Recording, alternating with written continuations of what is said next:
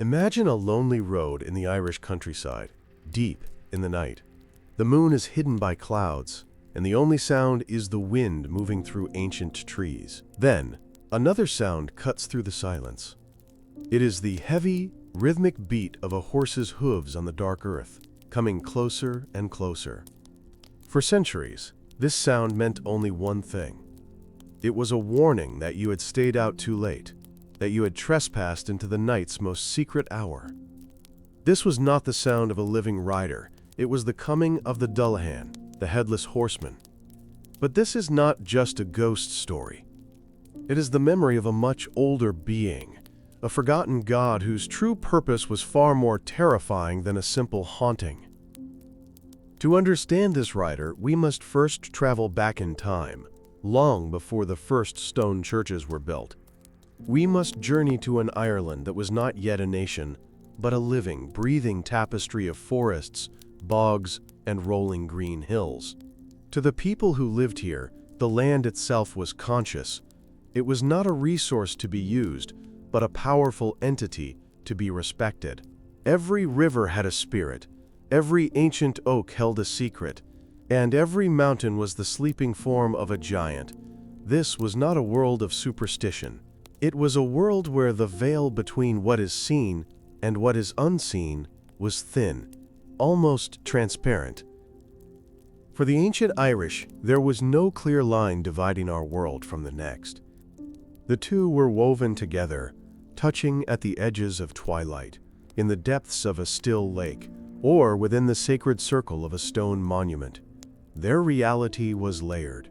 There was the world of humans, of daily work, of family and tribe, but just beneath it, or beside it, lay the other world. This was the home of the gods, the spirits, and the ancestors. It was a place of eternal youth and immense power, but it was also a place of great danger. To stumble into it by accident could mean you might never return. Life was governed by cycles. The turning of the seasons was not just a change in weather, it was a sacred drama playing out across the land. The world died in winter and was reborn in spring. This rhythm of death and rebirth was the most fundamental truth of existence. It shaped their beliefs, their rituals, and their understanding of time itself. Time was not a straight line moving from past to future. It was a circle, endlessly repeating. The sun would rise and set, the moon would wax and wane, and the souls of the dead would eventually return to the living world, just as the green shoots returned to the fields. In this world, fear was a constant companion, but it was a different kind of fear than we know today. It was the fear of the unknown that lived right next door. A farmer walking home at dusk would not worry about human strangers. He would worry about offending the Side, the people of the fairy mounds. He would be careful not to spill milk without leaving a portion for them. A woman fetching water from a well would say a prayer to the spirit that lived within its depths. These were not monsters. They were powerful neighbors who lived by their own rules, and breaking those rules could bring ruin, sickness, or even death. What did it feel like to live in this world? It meant you were never truly alone. When you stood in a silent forest, you felt the presence of unseen watchers in the trees. When a sudden mist rolled in from the sea, you knew the border to the other world was close. It was a life of deep connection, but also deep caution. The world was alive with power, and that power could be protective or destructive. Your survival depended on your ability to navigate this enchanted landscape, to know which paths were safe, which words were forbidden, and which spirits demanded your respect. It was a constant, quiet conversation with the invisible. Death was not an end, but a transition. It was a journey from the world of the living to the other world. But this journey was not guaranteed to be easy or peaceful. The soul had to be guided, and the proper rituals had to be performed to ensure it did not become lost between the worlds. A lost soul was a dangerous thing, a source of sorrow for the dead and terror for the living. This belief created a deep need for figures who could oversee this transition, beings who understood the pathways of the soul and could ensure its safe passage. It was a role that could be filled by a wise druid, or by something much, much older. Before we meet the being who came to collect the soul, we must first understand what the soul was believed to be. For the Celts, the soul was not an abstract, invisible spirit locked away inside the body. It had a physical anchor, a seat of power located in the most important part of the person, the head. The head was the home of consciousness, of wisdom, of identity, and of the spirit itself. This is why warriors would take the heads of their defeated enemies. It was not just a gruesome trophy. It was a way of capturing the very essence and power of that person's soul. The head was a sacred object, treated with a reverence that is difficult for us to comprehend. It was the ultimate symbol of the individual. To possess someone's head was to possess their spirit. They were sometimes placed in sacred groves, used in rituals, or even consulted for their wisdom after death. In their myths, disembodied heads could speak, sing, and offer prophecies. The connection was absolute. The head was the soul. This belief is the key that unlocks the entire mystery of the Dullahan. A rider without a head is not just a frightening image. It is a profound and terrifying paradox. It is a being without a soul. Now, consider what it means for a soulless being to arrive at your door. A being that is missing the one thing that makes it a person, the one thing that connects it to the world of the living. Its very existence is a violation of the natural order. It has no identity, no personality, no voice of its own. It is a pure force, an empty vessel, animated by a single, unchangeable purpose. Its arrival signals that the rules of the living world no longer apply to you. You are about to be taken by something that operates on a level of reality completely separate from your own. A reality where the soul is not a thing to be cherished, but a thing to be collected. This collector came from the other world, the Sida. But this place was not a single uniform dimension. It had many names and many faces. It could be Tir Nanog, the land of eternal youth, a paradise where sickness and old age did not exist. It was a sunlit, joyful place, filled with music, feasting, and beautiful people who never grew tired. Mortals who were invited there could live for centuries in what felt like a single day. But this beautiful dream had a dark reflection, another side of the coin that was just as real and far more dangerous. The other world was a place of extremes. The lines between these worlds were weakest at specific times of the year. The ancient Celts marked these moments with great festivals. Two of the most important were Beltane at the beginning of summer and Samhain at the beginning of winter. Samhain was the most significant. It was the Celtic New Year, a time when the harvest was complete and the world was descending into darkness and cold. For one night, the border between the world of the living and the other world dissolved completely. It was a time of immense supernatural energy, when the spirits of the dead could walk the earth and the gods could move freely among mortals. During Samhain, the air itself felt different. It was thin, charged with possibility and with dread. A person walking home on this night had to be careful. The familiar path they walked every day was no longer safe. It was now a road that crossed into the realm of the gods and the dead. This was not a time for celebration in the modern sense. It was a time of solemn ritual, of paying respect to the ancestors, and of protecting oneself from the more malevolent spirits that were now unbound. Fires were lit, not just for warmth, but for purification and protection against the unseen forces that filled the darkness. Imagine being a child on the night of Samhain.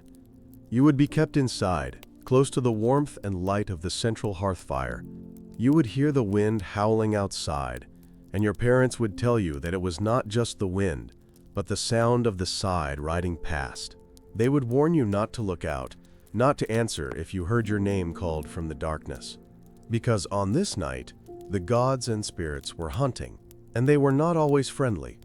The world belonged to them, and humans were merely guests, sheltering from a power far older and greater than their own.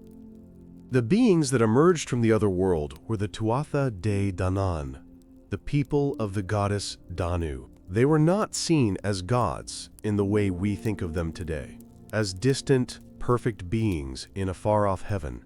In the oldest stories, they were a race of powerful, magical people who had once ruled Ireland. They were masters of art, science, and magic. They were tall and beautiful, with skills far beyond those of mortal men and women. They were beings of light and life, but even they had their own struggles, their own wars, and their own darker aspects. The stories tell of how the Tuatha De Danann were eventually defeated in a great battle by a mortal people, the Milesians, the ancestors of the modern Irish, but they were not destroyed. Instead of leaving Ireland, they made a pact. They would retreat from the surface world and live underground, in the ancient burial mounds and hills that dotted the landscape. These mounds became known as the Sita, and the Tuatha De Danann became the people of the mounds, the Sita. From these hidden kingdoms, they continued to watch over the land, their influence felt but rarely seen. Living alongside the Sita was a delicate balance. They could be generous allies, helping a favored family's crops to grow or their cattle to thrive. They could bless a newborn child with beauty or the gift of poetry. But they were also fickle and easily offended. A farmer who plowed over a fairy path or cut down a sacred thorn tree could expect terrible retribution. His animals would sicken, his children would fall ill, and his luck would abandon him completely. The Seed were the embodiment of nature itself, beautiful and life-giving, but also wild, untamable, and capable of immense destruction.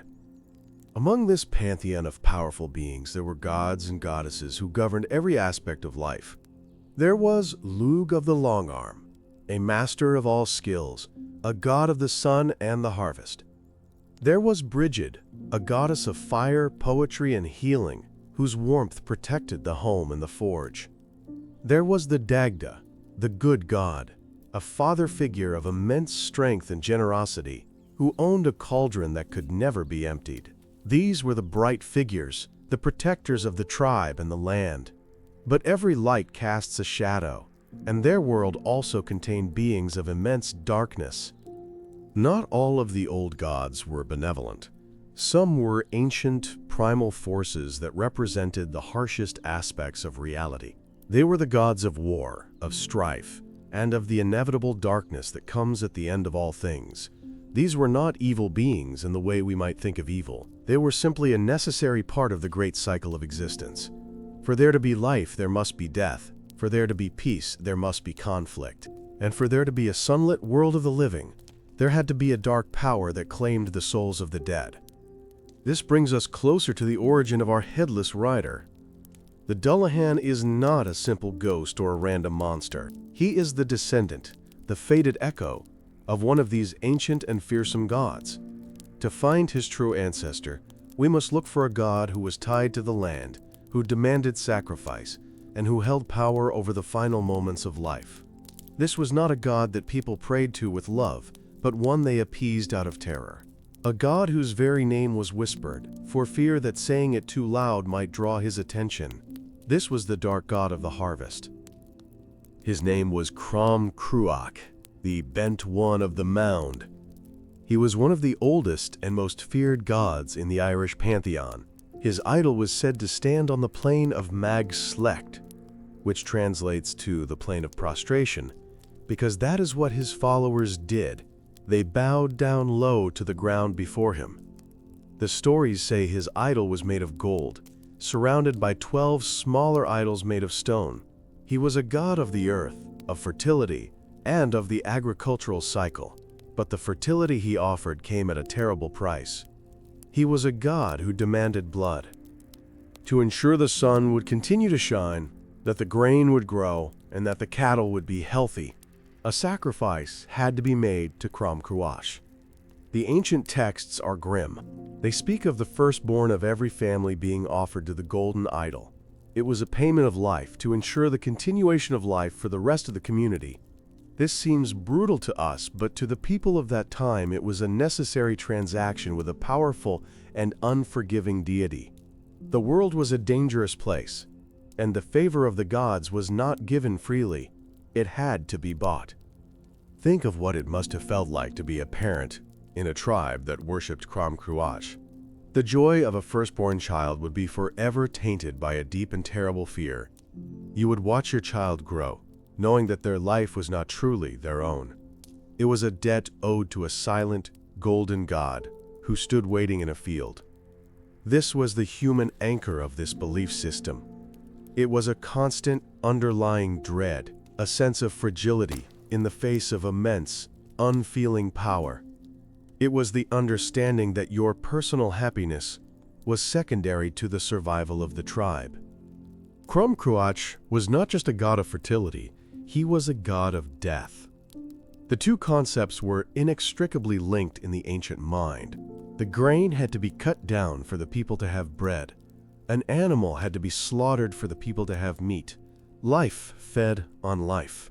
Therefore, the god who made the fields fertile was also the one who demanded the ultimate payment at the end of the cycle.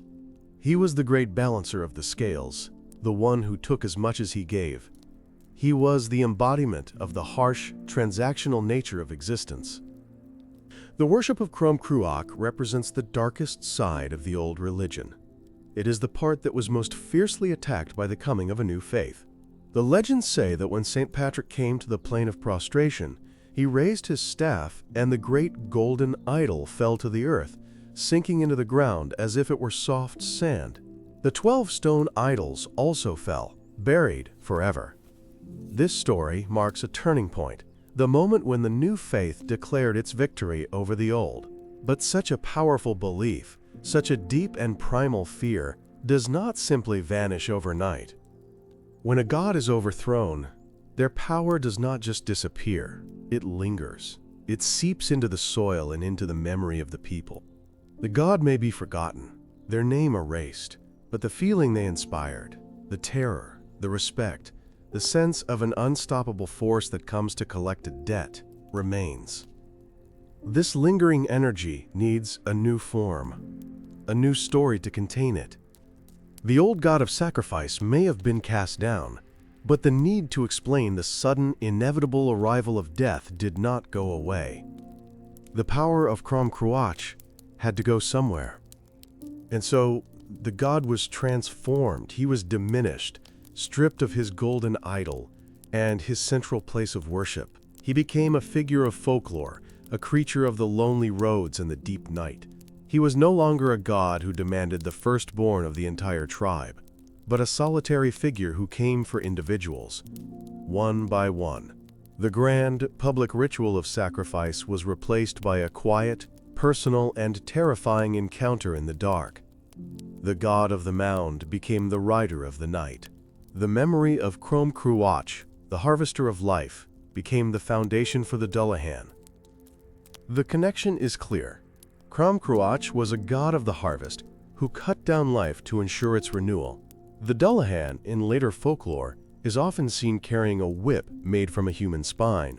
The sound of this whip cracking is the sound of a soul being summoned. Both figures are collectors, harvesters of humanity. The god stood on his mound, waiting for the sacrifice to be brought to him. The Dullahan, more active and more personal, now rides across the land to find the soul he is owed.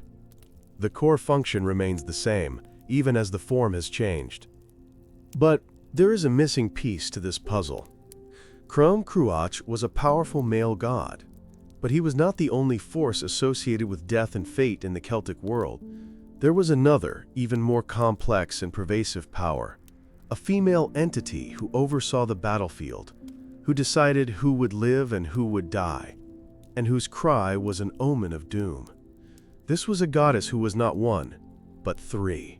A triple goddess whose influence was felt in every conflict, from a small skirmish between tribes to the great mythic wars of the gods themselves. This goddess was known as the Morrigan, and her name is often translated as the Great Queen or the Phantom Queen. She was not a goddess you prayed to for victory. She was the embodiment of the chaos, the frenzy, and the stark reality of war itself. She did not take sides. Instead, she moved across the battlefield, a terrifying presence that could change the course of the fight with her magic and her prophecies. To see her before a battle was a sign that your death was near. She was a goddess of fate, destiny, and the bloody end of life. The Morrigan was a shapeshifter. She could appear as a beautiful woman, offering power and love to a great warrior. She could appear as an old hag, washing the bloody armor of those who were about to die. Most famously, she would take the form of a crow or a raven, flying over the battlefield. The sight of these birds gathering was a sign that the great queen was present, waiting to feast on the flesh of the fallen. She was deeply connected to the cycle of life and death, not as a gentle guide, but as a raw, untamed force of nature. She was a triple goddess, meaning she had three distinct aspects, or sisters, who personified different facets of her power. These were Badub, Maka, and Nemain. Badbub was the scald crow, the one who caused confusion and fear among soldiers, making them fall upon their own swords in panic. Nemain was the spirit of venomous frenzy, whose shriek alone could kill men from terror. Maka was a goddess of both sovereignty and the slaughter of battle. Together, they were the Morrigan, a complete and terrifying trinity of war, fate, and death. What does this triple goddess of war have to do with a headless rider? The connection lies in their shared role as arbiters of death. The Morrigan decided a warrior's fate on the battlefield. She was an omen, a sign that your time was up. Her appearance was not a threat, but a statement of fact. Your death was already a certainty. The Dullahan functions in precisely the same way. He does not come to debate or to bargain. His arrival at a person's home is not a warning. It is the final unchangeable verdict. He is there because your fate has already been sealed. In some of the stories, the Morrigan oversees not just the deaths of warriors, but the death of the land itself. She represents the sovereignty of Ireland. To be the king, a man had to symbolically marry the land, represented by the goddess. If the king was unjust or weak, the land would become barren and die. In this way, the Morrigan was a force of cosmic order. She ensured that the cycles of life, death, leadership, and renewal were maintained, even if it required violence and destruction to do so. She was the harsh enforcer of destiny. So now we have two powerful streams of belief flowing into the creation of our headless rider. From Crom Cruach comes the identity of a death god, a harvester of souls who demands payment to keep the world turning. From the Morrigan comes the role of a destiny bringer, an unstoppable omen whose appearance signifies that an individual's thread of life has been cut by fate. The Dullahan is a synthesis of these two ideas. He is the terrifying combination of a god who collects and a goddess who prophesies. He is both the messenger of death and death itself. This blending of divine roles is common in mythology. As beliefs change over time, the attributes of old gods are often combined and reassigned to new figures. The Dullahan is a perfect example of this process. He inherits the primal terror of Crom Cruach's blood sacrifice and the inescapable finality of the Morrigan's prophecy. He is the folk memory of a complex system of belief condensed into a single, unforgettable image, a rider in the night, coming to enforce a pre-written fate and collect the soul that is owed to the powers of the other world. Now, let's turn our attention to the rider himself, to the details of the legend as it was passed down through the centuries. These details are not random. Each one is a clue, a piece of the ancient puzzle that connects him back to his divine origins. The most striking detail, of course, is that he is headless. He carries his own severed head under his arm. This is a direct link back to the Celtic belief in the head as the seat of the soul. He is a soulless collector, carrying the soul of another. The head itself is described in horrifying detail. It is not dead and lifeless. Its eyes are small, black, and constantly darting around, scanning the darkness. They are said to be able to see for vast distances, even on the most starless night, allowing the Dullahan to spot the home of his dying victim from miles away. And the head has a mouth, which is fixed in a hideous, silent grin that stretches from ear to ear. This grinning, all-seeing head is the instrument of the Dullahan's power. It is his lantern and his map in the world of the living. And the head can speak. It possesses a voice, but it only ever uses it once per journey. When the Dullahan finally arrives at the home of the one he has come to collect, he stops his horse. In the profound silence that follows, the severed head, held aloft in his hand, calls out the person's name. The sound of that voice is the sound of death itself. To hear your name called by the Dullahan means your soul has been summoned, and there is no escape. The moment your name is spoken, you are bound to him. The act of calling a name is deeply significant. In ancient cultures, a person's true name held immense power. It was connected to their soul, their very essence. To know someone's true name was to have a degree of power over them. For the Dullahan's head to call your name is the ultimate act of dominion. It is the other world claiming you, identifying you, and pulling your spirit from your body. It is the final, supernatural summons that no mortal can refuse. The door to the next world has been opened for you, and the guide has come to ensure you walk through it. The Dullahan does not ride a normal horse. His mount is as supernatural as he is. It is a massive, black steed, with eyes that glow like burning coals. Its hooves do not just strike the ground. They are said to strike sparks and fire as it gallops through the night. The sound of its approach is a rolling thunder, a terrifying announcement of his power. This is not the steed of a mortal man. It is a creature from the other world, perfectly suited to carry its soulless master on his grim errand. It is a physical manifestation of the storm of death itself. In some versions of the legend, the Dullahan does not ride a horse at all. Instead, he drives a black coach, known as the Coist Bodhar, the silent coach. It is pulled by a team of 6 black horses and moves with terrifying speed. The coach itself is made of the implements of death. Its lanterns are skulls, its wheel spokes are made of thigh bones, and its covering is a funeral pall. This terrifying carriage is a death omen on a grander scale, a funeral procession for the living, racing through the countryside to its next stop. The coach and the rider share a common trait. They are unstoppable. All gates and locks open on their own as the Dullahan approaches. No barrier can stand in his way. He can ride over any obstacle, through any locked door, to reach his victim. This reinforces his role as a personification of fate. When your time has come, there is no place to hide. You cannot lock your door against destiny.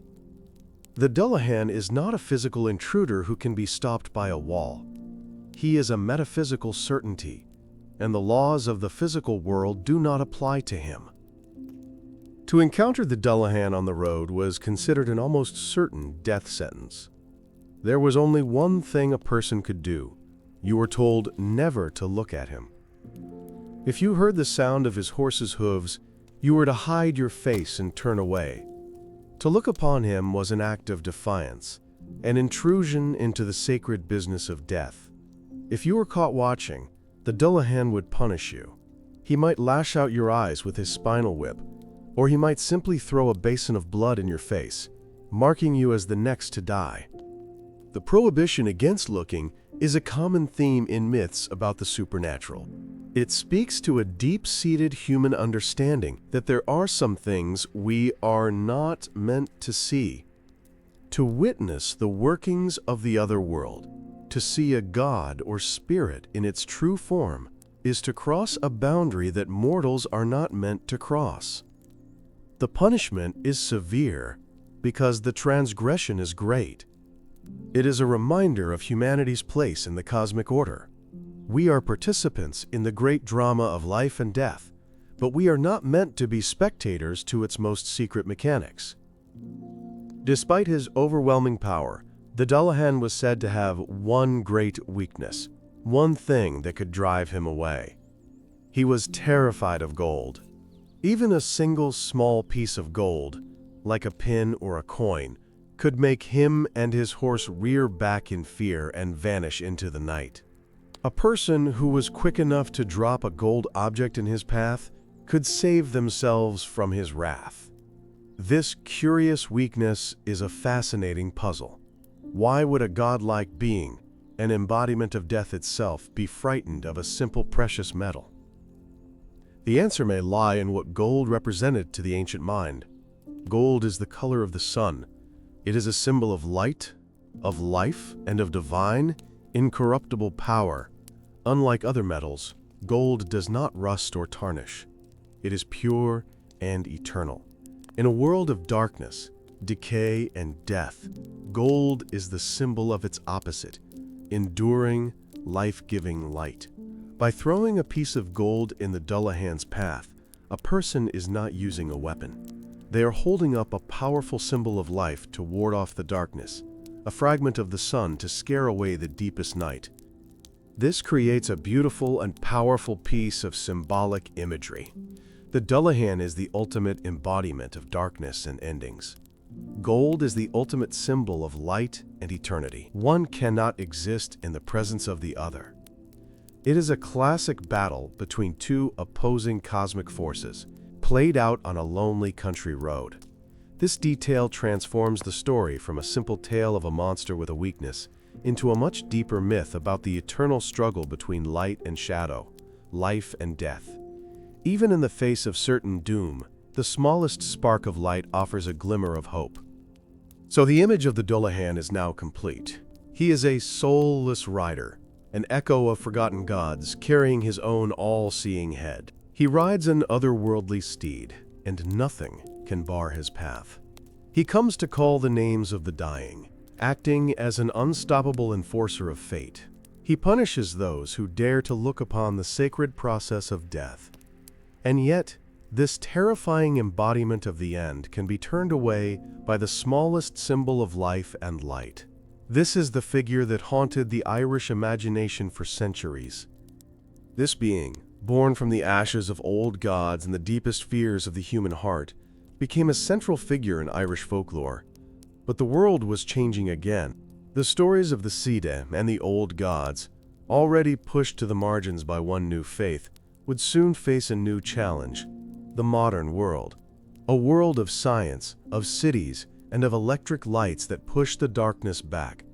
What happens to a creature of the night when the night itself begins to disappear?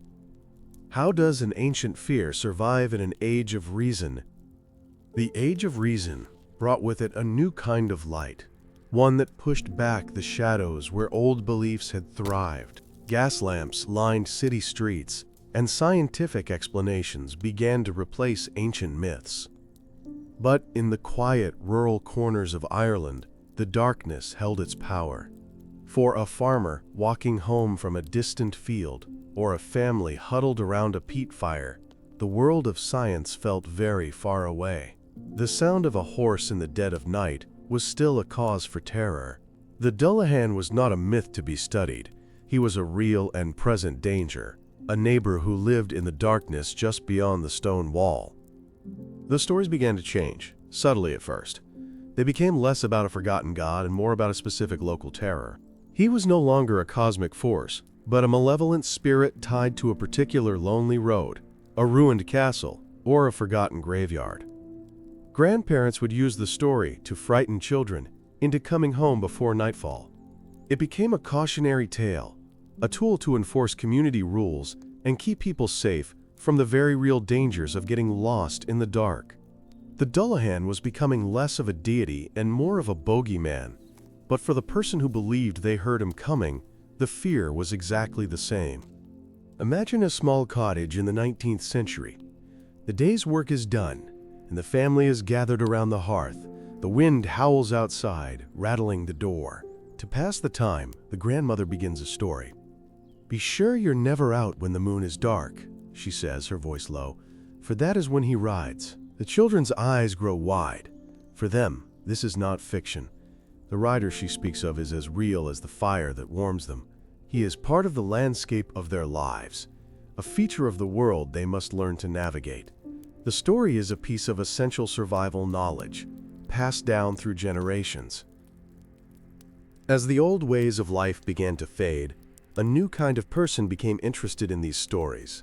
They were scholars and writers from the cities, men and women who saw that a precious part of Irish culture was disappearing. They traveled into the countryside with notebooks and pens, seeking out the oldest people in the villages. They would sit by the fire in those small cottages and listen, carefully writing down the tales of the Seed, of great heroes, and of the terrifying Headless rider who came to collect the souls of the dead. For the first time, these oral traditions were being captured on paper. This act of collecting and writing was a double-edged sword. On one hand, it saved the stories from being forgotten completely.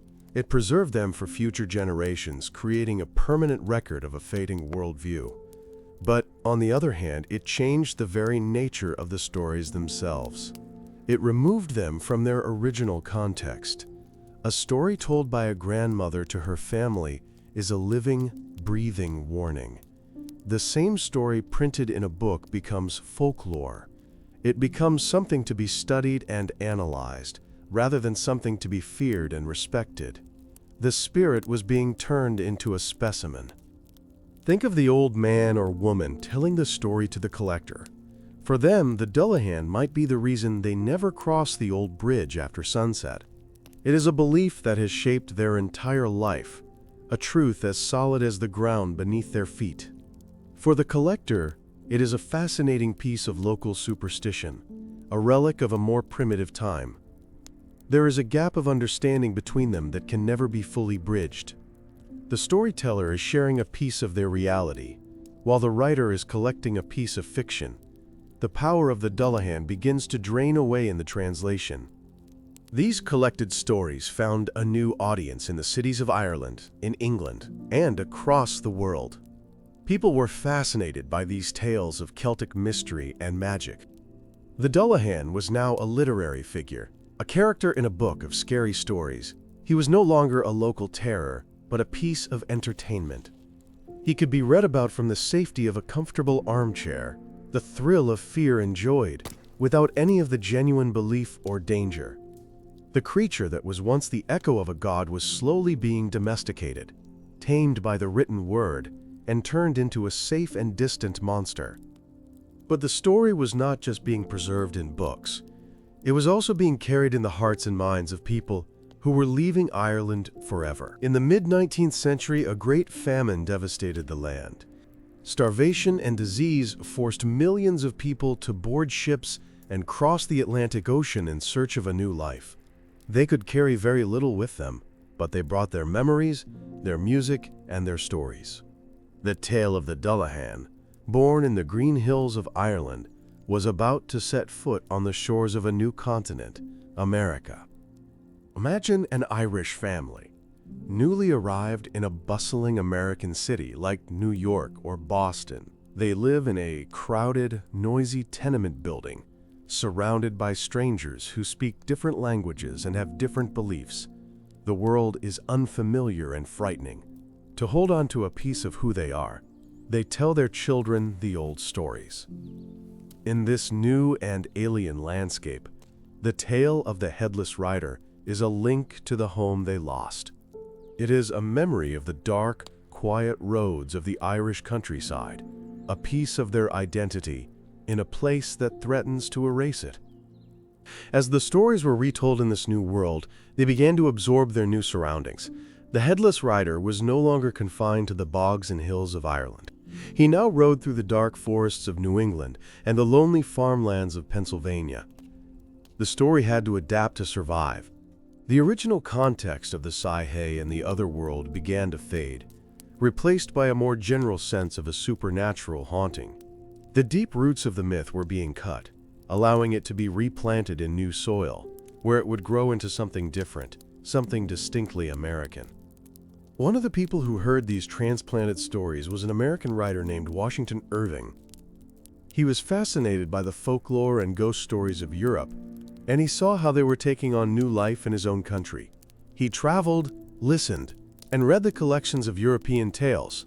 He understood the power of a good ghost story to capture the imagination and reveal something true about the place and the people who told it. He was looking for a uniquely American ghost, and in the tales of the Headless Rider, he found the perfect inspiration. In 1820, Irving published a collection of stories, including one called The Legend of Sleepy Hollow. The tale was set in a quiet Dutch settlement in New York, a place where old-world superstitions still held sway. The villain of his story was a terrifying figure known as the Headless Horseman. This horseman was said to be the ghost of a Hessian soldier whose head had been shot off by a cannonball during the American Revolutionary War. He rode through the night, forever searching for his lost head. In this single stroke, the ancient Irish myth was given a new name and a new history. The similarities between the Dullahan and Irving's Headless Horseman are impossible to miss. Both are headless riders who haunt the night. Both are feared by the local people. Both are an omen of terror, relentlessly pursuing their victims. Irving took the core image, the terrifying archetype of the rider without a head, and dressed it in new clothes.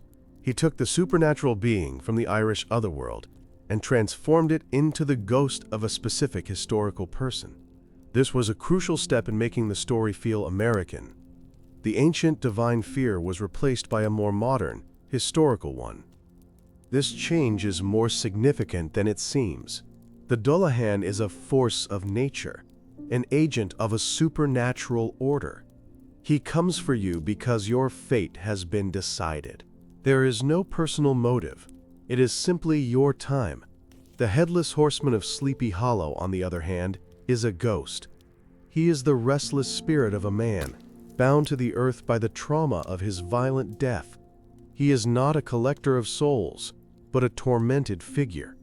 This makes him less of a cosmic entity and more of a psychological one. The fear he inspires is not of fate, but of the lingering anger of the dead. Washington Irving's story was a huge success. It became one of the first great works of American fiction, read and loved across the country and around the world. Suddenly, everyone knew the story of the Headless Horseman. The image of the dark rider pursuing the terrified schoolteacher, Ichabod Crane, became iconic. The Dullahan, who had been known for centuries in Ireland, was now famous across the globe, but under a different name and with a different identity. He had completed his journey from ancient god to folk legend to a star of popular literature. But there is one more transformation, one final, crucial detail that separates the American horseman from his Irish ancestor. At the climax of Irving's story, the horseman pursues Ichabod Crane and hurls his severed head at him. But the next morning, the only thing found on the ground is not a head, but a shattered pumpkin. This is the moment the story takes its final turn. The sacred object, the vessel of the soul from Celtic belief, is replaced by a common harvest vegetable. The terrifying is made almost comical. This substitution of a pumpkin for a human head is the ultimate domestication of the myth.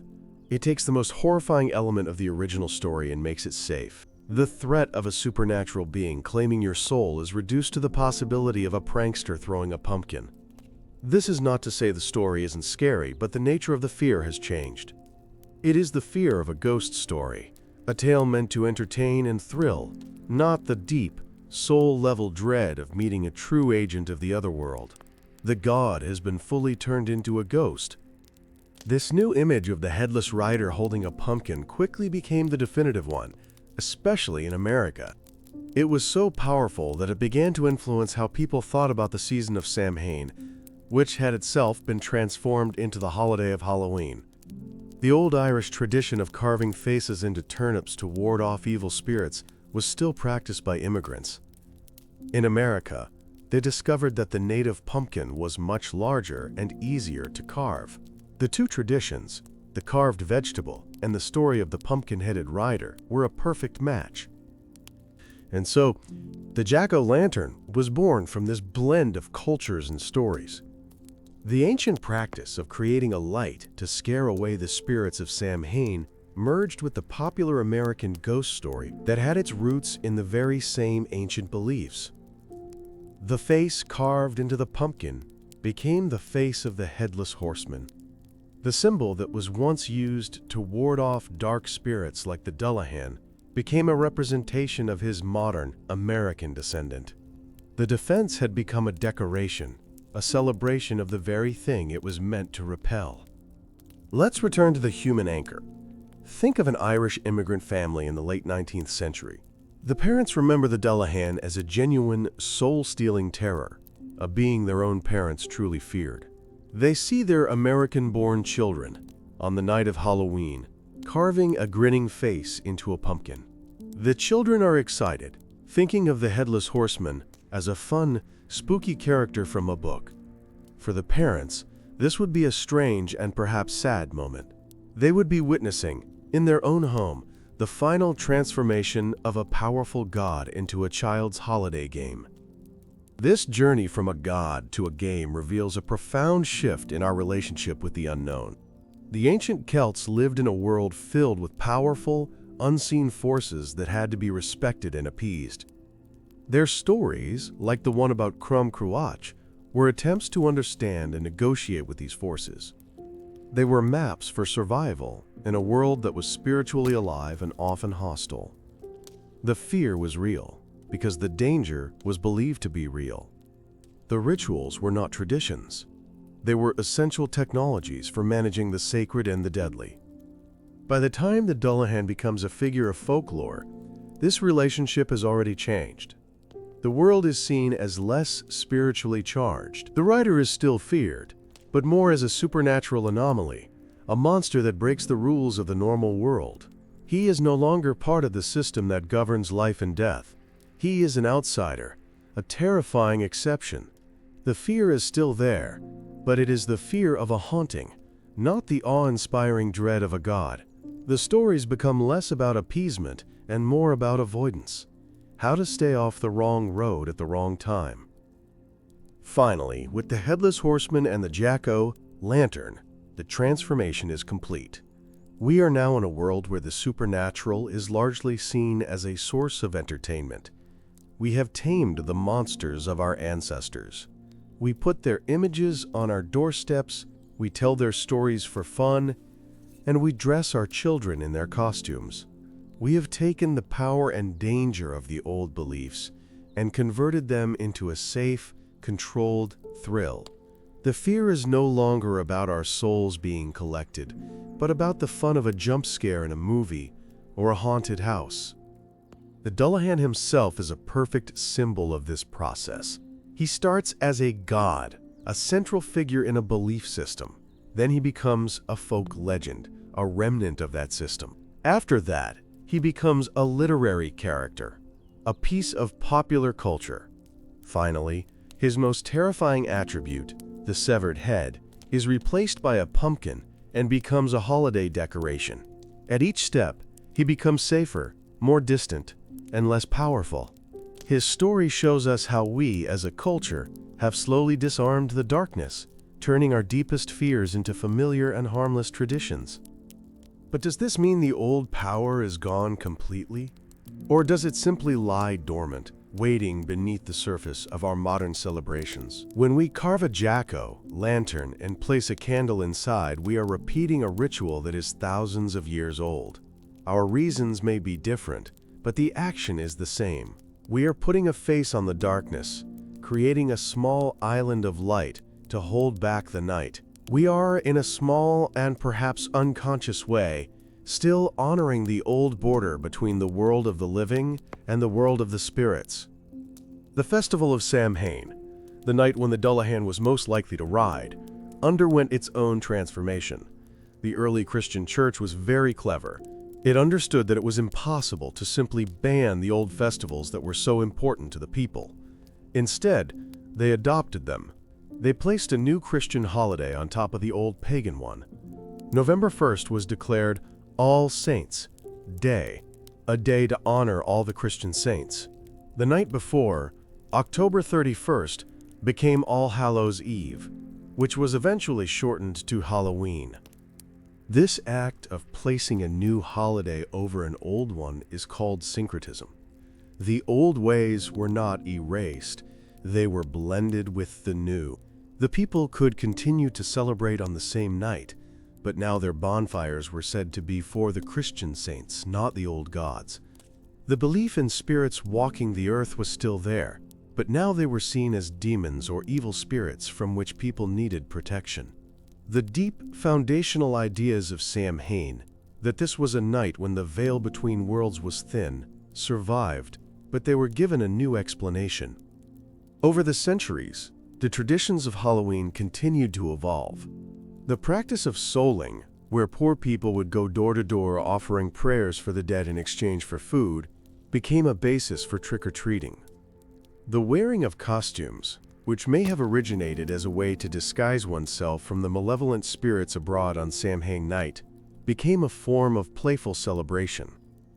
The solemn, fearful night of the ancient Celts was slowly becoming a night of community, games, and candy. The focus shifted from appeasing the dead to entertaining the living. Consider the act of children dressing up in costumes and going door to door. On the surface, it seems like a modern, harmless tradition. But its roots reach back into the deepest soil of the past. It is a faint echo of the belief that on this one night, the boundaries of the normal world dissolve, the spirits walk among us, and we, by putting on masks and costumes, can briefly walk among them. The child dressed as a ghost is playfully reenacting one of humanity's oldest beliefs, that on this night, the dead and the living can meet. So, the ancient night of Samhain, the night of the Dullahan, did not die. It put on a costume. It hid its old, terrifying face behind a new, smiling mask. The essential elements are still there. The acknowledgement of darkness and death, the idea of spirits being close, and the use of light and disguise to navigate this special time. But the original meaning has been almost completely forgotten, buried under centuries of new traditions and commercialization. The fear of the soul collector has been replaced by the hunt for the best candy. And yet, there is a certain poetry in this. The Dullahan began as Crom Cruach, a god who took a sacrifice of the firstborn to ensure the survival of the community. In a strange, twisted way, the modern Halloween celebration mirrors this. It has become a night focused entirely on children. We give them offerings of sweets at our doors. It is a night where the entire community works to create a magical, safe experience for its youngest members. The ancient, terrifying ritual of sacrifice has been transformed into a modern ritual of communal giving, with children at its very center. Let's step back and look at the whole journey.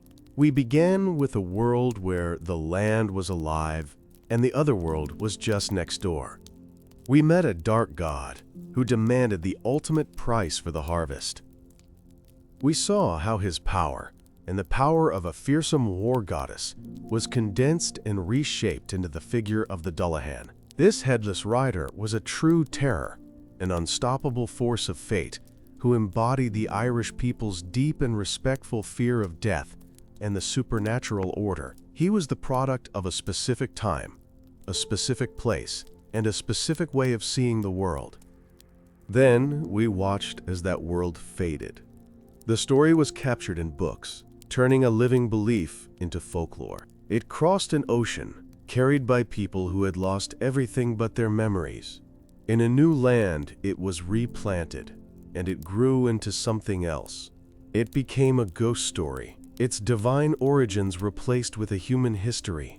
Its most sacred symbol, the head that contained the soul, was swapped for a pumpkin, and the solemn night on which it rode was transformed into a festival of costumes and candy for children. This entire story, from Crom Cruach to the jack-o'-lantern, is a perfect case study in how myths evolve. A myth is not a static thing, frozen in time. It is a living story that must adapt to the changing needs and beliefs of the people who tell it. For a myth to survive, it has to remain relevant. The Dullahan survived by changing his job description. He went from being a god, to a monster, to a ghost, to a holiday mascot. Each transformation allowed him to continue to resonate with a new generation, even if they no longer understood his origins. This raises a fascinating question. Does our modern version, the Headless Horseman, still carry any of the original power? When we tell his story around a campfire, or watch a movie about his terrifying ride, are we connecting with something deeper? Is there a part of our ancient human brain that still recognizes the archetype, the dark rider, the implacable pursuer, the embodiment of the fear that something is coming for us in the night? Perhaps the story remains so popular because it still touches that primal nerve, even if we don't know why. The story of the Dullahan is, in the end, a story about memory and forgetting. The Irish people remembered their old god long enough for him to become a folk legend. But over time, the original meaning was forgotten, allowing the story to be reshaped into something new. This is the fate of all old gods. They either fade away completely, or they survive by becoming something else. They hide in our fairy tales, our holiday traditions, and the names of our weekdays. Our modern world is built on the ruins of their ancient temples, haunted by the faint echoes of their names. So we must now return to the question we asked at the very beginning of our journey. We see the grinning pumpkin on our doorstep, a cheerful symbol of a fun holiday. But we now know that its ancestor was not a vegetable. Its ancestor was a human head, carried by a rider who was the faded memory of a god. We have traveled the long, winding road that connects one to the other. We have seen the steps of the transformation, the slow process of a terrifying reality becoming a comfortable fiction. The pumpkin grins because it no longer remembers what it is supposed to be. Its smile is one of happy ignorance.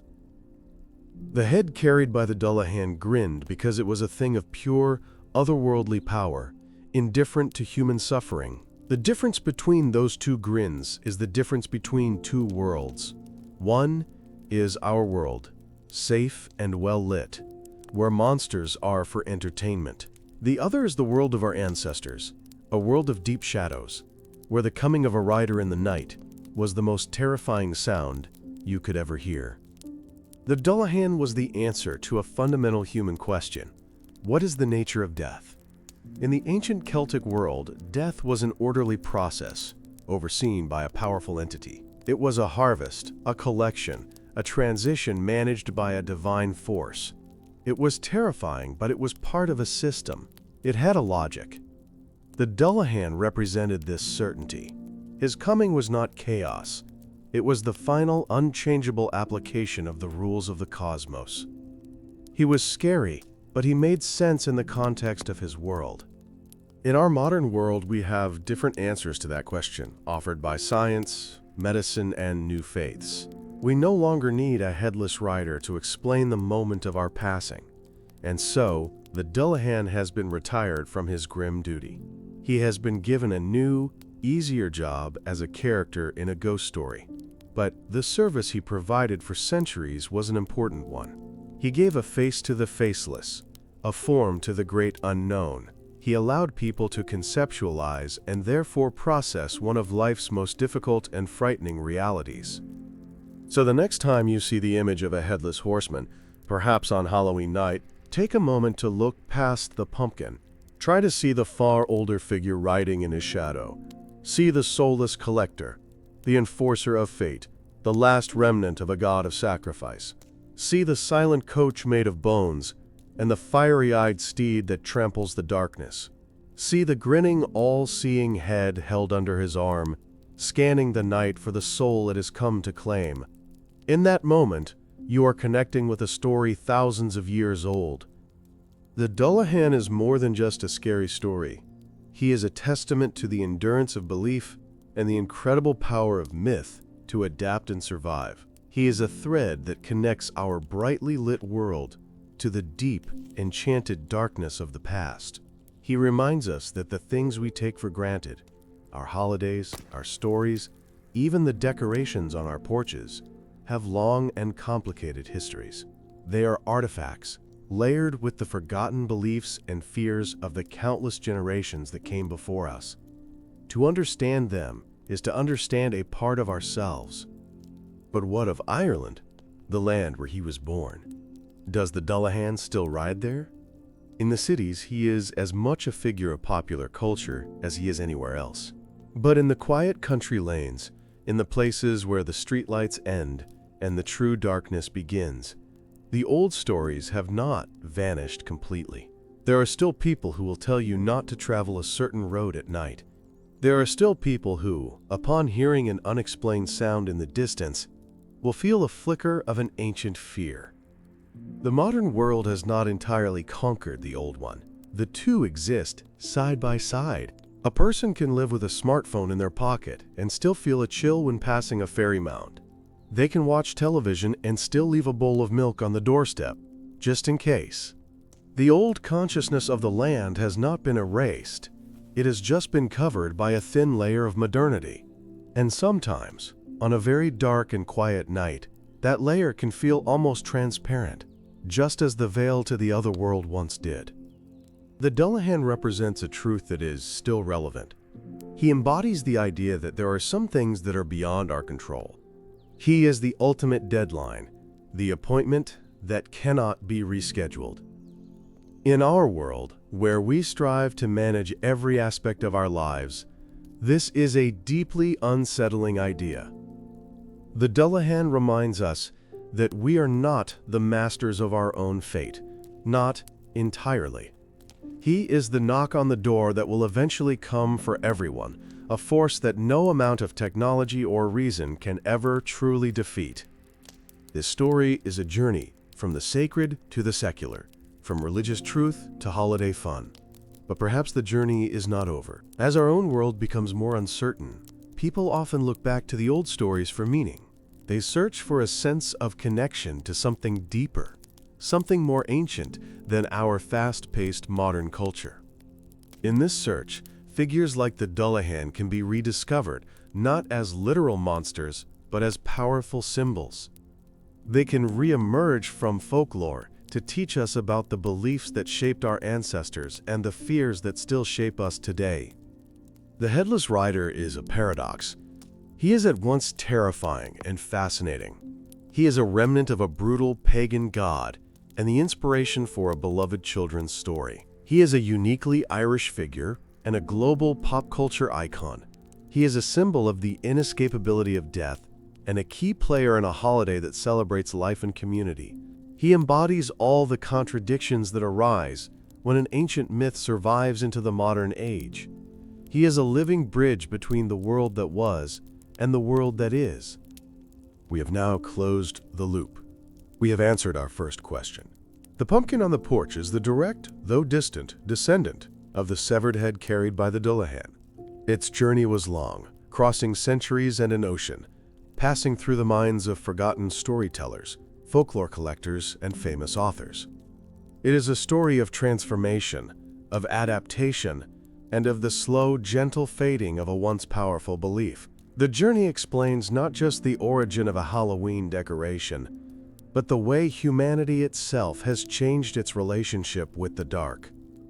The Dullahan's legacy is twofold. On the surface, it is the spooky fun of the Headless Horseman in Halloween. It is the thrill of a ghost story, the charm of a carved pumpkin, a comfortable and familiar part of our culture. But beneath that surface lies a deeper legacy. It is the memory of a time when the world was seen differently, when the barrier between the human and the divine was porous. It is a faint, almost imperceptible echo of the awe and terror our ancestors felt when they contemplated the great mysteries of life and death. So when the night of October 31st arrives, and the children in their costumes fill the streets, you will see it all with new eyes. You will see not just a modern festival, but a deep and ancient one, wearing a disguise. You will see the faint ghosts of Samhain bonfires, of offerings left for the sea day, and of a people huddled inside their homes, listening for the sound of a horse's hooves. And you will understand that the Headless Horseman who rides through our stories is but the shadow of a much older, darker figure, whose true name was whispered in fear on the lonely roads of ancient Ireland. But our story is not quite finished. We have followed the writer, but in doing so we have focused only on one aspect of the otherworld's relationship with death, the collection. The Dullahan is the final act, the terrifying arrival. But the ancient Irish believed that the supernatural world was more complex than that. Death, being the most profound transition in life, was not a sudden, unannounced event. It cast a shadow before it. The collection was often preceded by a warning, an omen. And this omen was not always a thundering of hooves, but sometimes something far more personal and heartbreaking. Imagine again that lonely cottage in the dark of the Irish night. The family is asleep, but one person, perhaps a mother or an old father, is woken by a sound. It is not a frightening sound, not at first. It is the sound of a woman weeping, a cry of such profound, soul-shattering grief that it seems to carry all the sorrow in the world. The sound drifts on the wind, sometimes seeming to come from the nearby river, sometimes from the ancient thorn tree on the hill. The person who hears it feels no fear, only a deep, cold sadness. They know exactly what it means.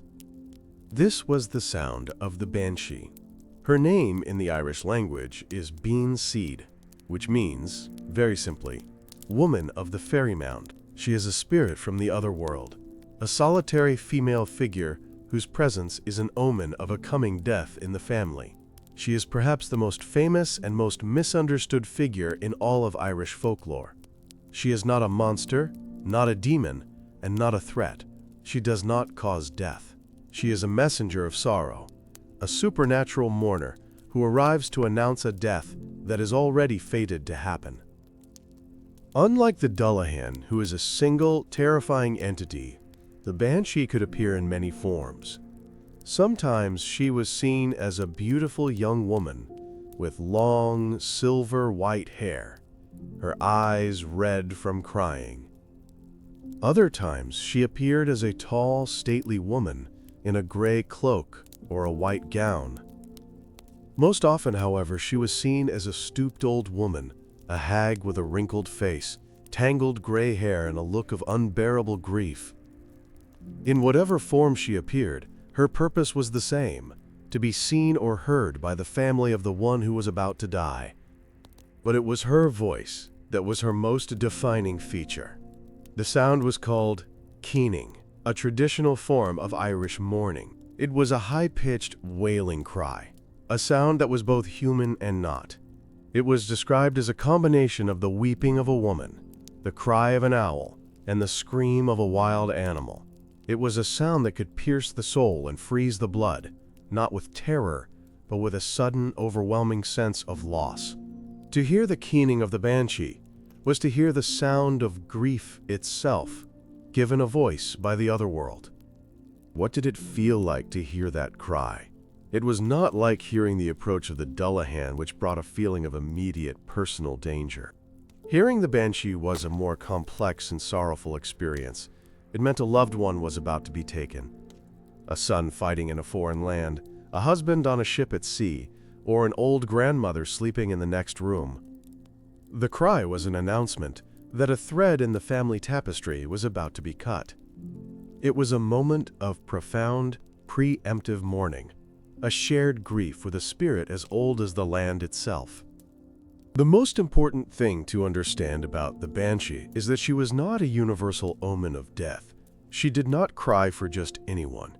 She was an aristocratic spirit. She was attached only to the oldest and purest of the Irish families, those whose lineage could be traced back for centuries. These were the families with the O or the Mac at the beginning of their names: O'Brien, O'Connor, McNeil, McCarthy. To have a banshee attached to your family was, in a strange way, a mark of nobility. It meant your bloodline was ancient and important enough to be watched over by the otherworld. This belief created a deep and personal connection between the spirit and the family. The banshee was not a stranger. She was a tutelary spirit, a supernatural guardian or follower who had been attached to the family for generations.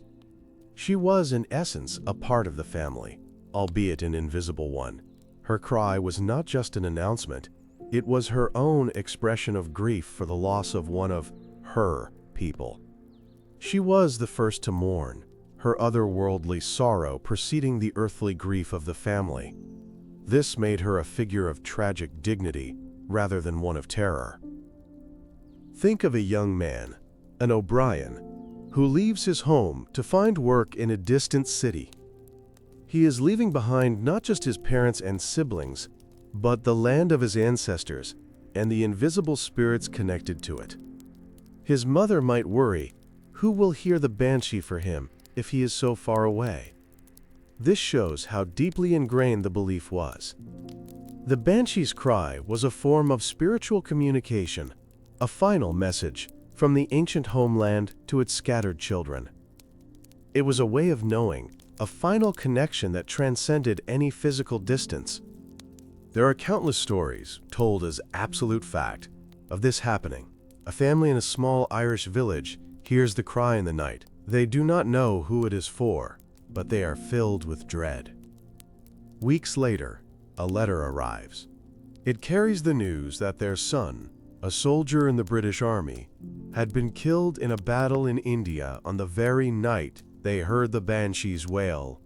The story served to reinforce the belief that the ties of blood and land were so strong that not even the vastness of an ocean could break them. The Sud were always watching over their own. This brings us to a crucial difference between the banshee and the Dullahan. The Dullahan is an impersonal force. He is a collector doing a job. He does not know you. He has no connection to you.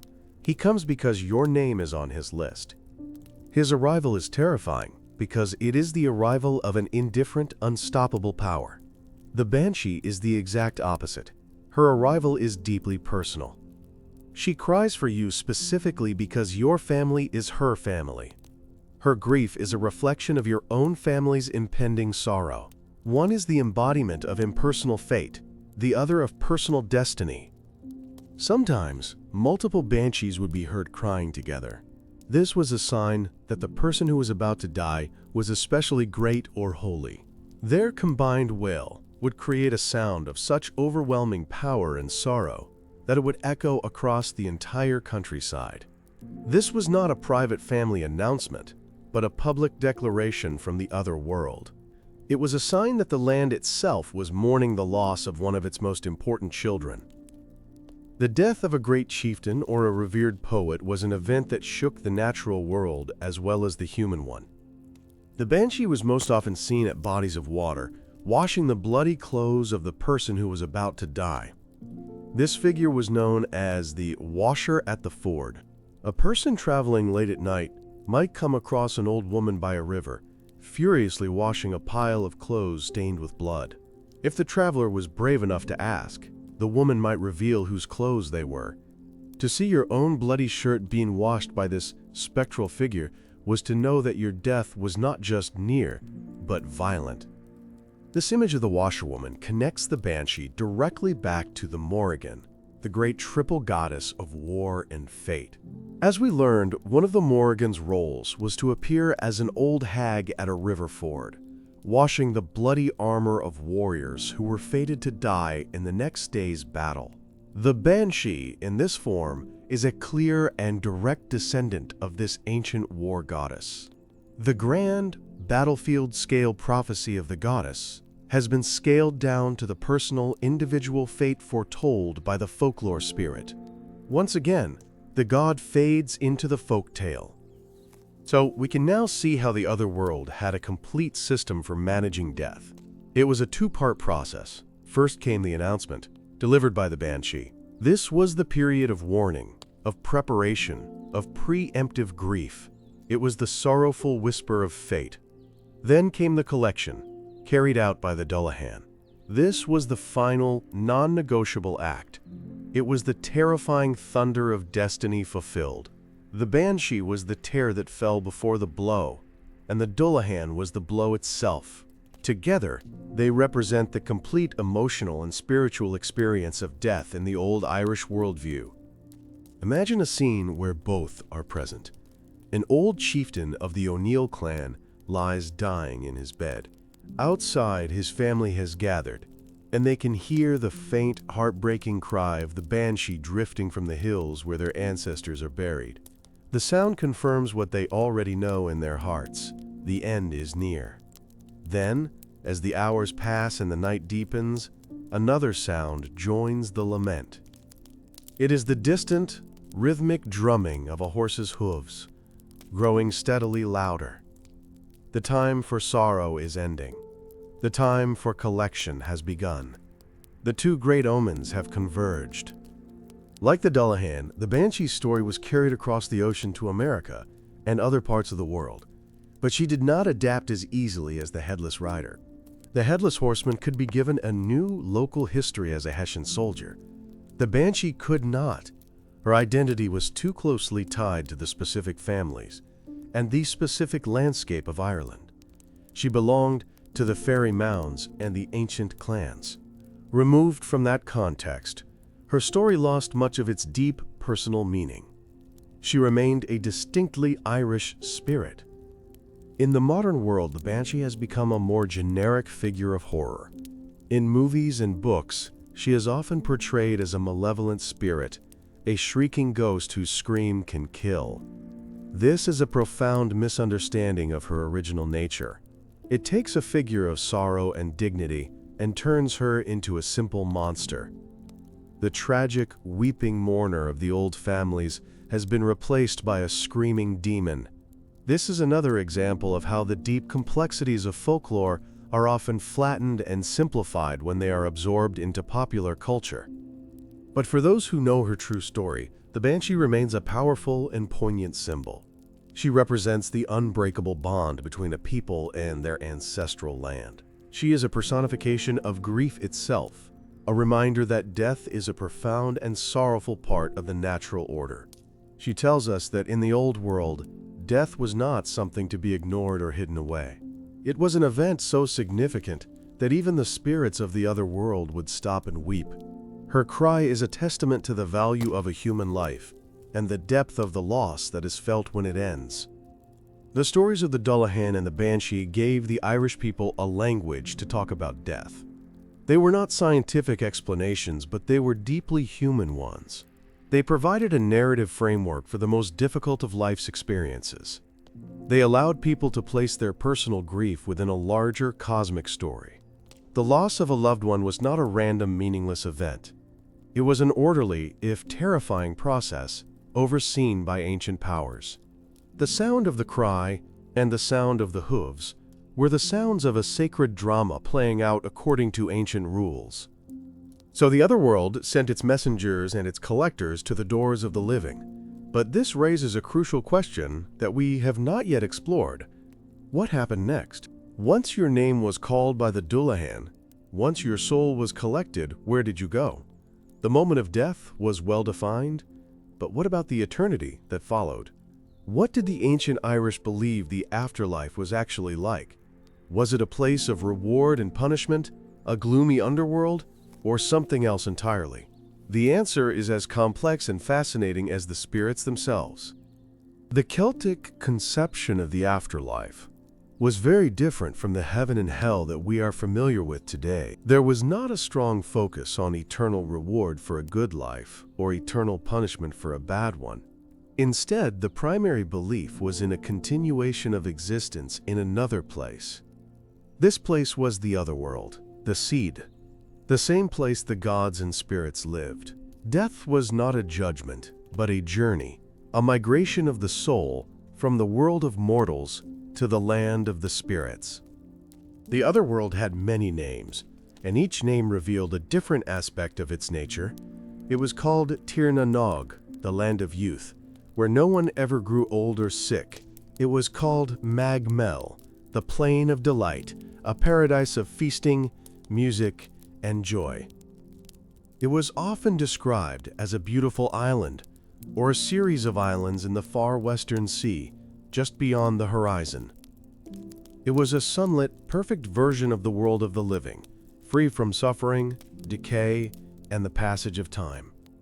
Imagine the appeal of this belief for a person living a hard life of farming and warfare. Life was short, filled with struggle, sickness, and loss. The idea that death was a journey to a land of eternal youth and pleasure would have been a profound source of comfort. It was not an escape from life, but a perfection of it. All the best parts of existence, feasting with friends, listening to beautiful music, being strong and healthy, would continue forever. It was a deeply optimistic view of what lay beyond the veil of death. However, the other world was not just a distant paradise. As we know, it existed alongside the mortal world, and the borders were thin. Sometimes, a mortal hero would be invited to enter the other world while still alive. A beautiful woman from the side would appear and lure him away on a magical journey. He would spend what felt like a few days or weeks in her land of paradise, only to return to the mortal world and find that hundreds of years had passed. His friends and family were long dead, and his entire world was gone. This detail reveals a crucial and dangerous aspect of the other world. Time moved differently there. It was a realm outside the normal laws of cause and effect. This is why it was so dangerous for mortals. To enter it was to step out of your own time stream. The paradise of Mag Mell was tempting, but it came at the cost of your mortal life and all the connections you held dear. It was a beautiful trap from which there was often no real return. The comfort of the afterlife was balanced by the danger of the supernatural world. But not all souls were thought to go to this sunlit land of the gods. There was another, darker conception of the afterlife. This was Tech Duin, the House of Don. Don was the first of the Milesians, the ancestors of the Irish, to die on the island. He became the Lord of the Dead, and it was believed that all mortal souls had to travel to his house after death. This was a more somber destination, a gloomy gathering place for the spirits of all humanity. The House of Don was located on a small, rocky island off the coast of southwestern Ireland. It was a place where the souls of the dead gathered before beginning their final journey into the other world proper, or perhaps where they simply remained. It was not a place of punishment like hell. It was more of a neutral territory, a great hall of the ancestors.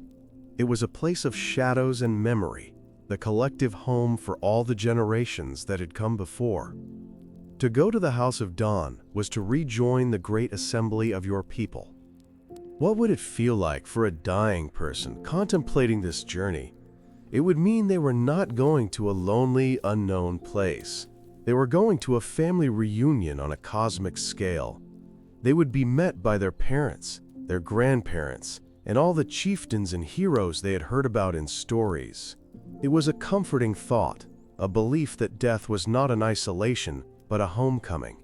It reinforced the immense importance of lineage and ancestry in the Celtic worldview. You were born from your clan, and in death, you returned to it. So there were two main ideas about the afterlife, existing side by side. There was the blissful, godlike paradise of Tir na Nog, and the more somber, ancestral gathering place of Tech Duin. It is not entirely clear if these were seen as two different destinations, or perhaps two different stages of the soul's journey. What is clear is that the journey itself was paramount. The soul had to be guided safely from the moment of death to its final resting place, a journey overseen by forces like the Dullahan. There was also a strong belief in reincarnation. The soul, after spending a period of time in the other world, could be reborn into the world of the living. This fits perfectly with the cyclical worldview of the Celts.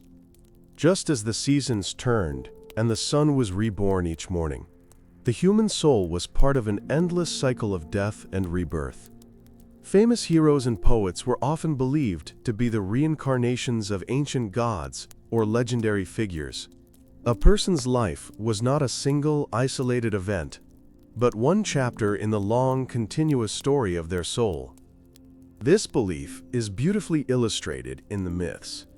In one famous story, the hero Cuchulainn is believed to be the reincarnation of the god Lugh. In another, the great poet is reborn as a king. This meant that the barrier between gods and humans was not absolute. A human could have a divine soul, and a god could choose to experience a mortal life. It created a world where the sacred and the mundane were deeply interwoven, not just in the landscape, but within the very souls of the people. What did this mean for a regular person? It meant that death was not a final end. It was a transition, a resting period before returning for another life. This would have profoundly shaped their attitude towards mortality. While the act of dying was still feared, especially a violent or unexpected death, the state of being dead was not seen as an eternal void. It was simply another phase of existence. This belief would have fostered a sense of resilience in the face of hardship and loss. This life might be difficult, but it was not the only one. So the Dullahan's role becomes even clearer. He was not a destroyer of souls. He was a ferryman, a divine agent of transition. His job was to ensure the soul was safely detached from its mortal life and guided to the gateway of the other world, whether that was the House of Dawn or the shores of Tir na Nog. He was the enforcer of the great cycle, the one who turned the page from one chapter of the soul's existence to the next. His terrifying appearance was simply a reflection of the awesome and frightening power of the transition he represented. This cyclical view of life and death is very different from the linear view that would come to dominate Western thought. In a linear view, you have one life, you are judged, and you go to an eternal destination. The story has a clear beginning, middle, and end. In the Celtic cyclical view, the story never truly ends. It is a spiral, constantly repeating but always changing. This worldview is deeply connected to the rhythms of the natural world, a pre-industrial understanding of time that was shaped by the seasons, not by the clock. When Christianity arrived in Ireland, this belief in reincarnation and the multifaceted otherworld posed a significant challenge. The new faith brought a very different map of the afterlife, a single heaven, a single hell, and a final judgment. It was a linear moralistic system that was in direct conflict with the cyclical, ancestral system of the old religion. The two worldviews could not easily coexist. One had to absorb the other. And, as with the gods themselves, the old beliefs did not simply vanish. They went into hiding. The Society, the fairy mounds that were once gateways to the otherworld paradise, were reinterpreted.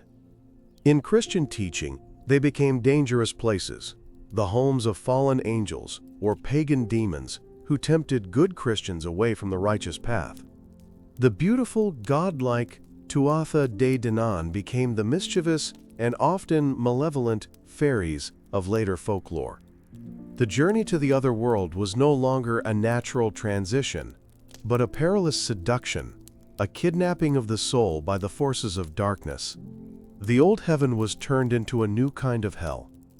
Think of the confusion this must have created for a person living through this transition. Their grandparents had told them that the ancestors lived in the hills, in a beautiful land just beyond our own. The new priest was now telling them that those same hills were the dwelling places of devils, and that their ancestors were either in purgatory or hell. It was a complete reversal of their spiritual geography. The places that were once sacred and familiar were now declared forbidden and dangerous. A deep anxiety would have replaced the old sense of connection. The belief in reincarnation was also targeted.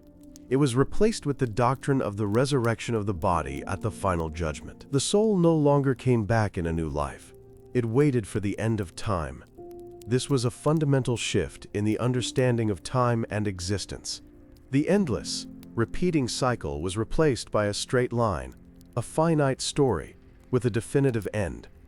This had a profound impact on how people viewed their lives. The stakes of this one, single life, became infinitely higher, as it was the only one they would ever have. And what happened to the afterlife itself?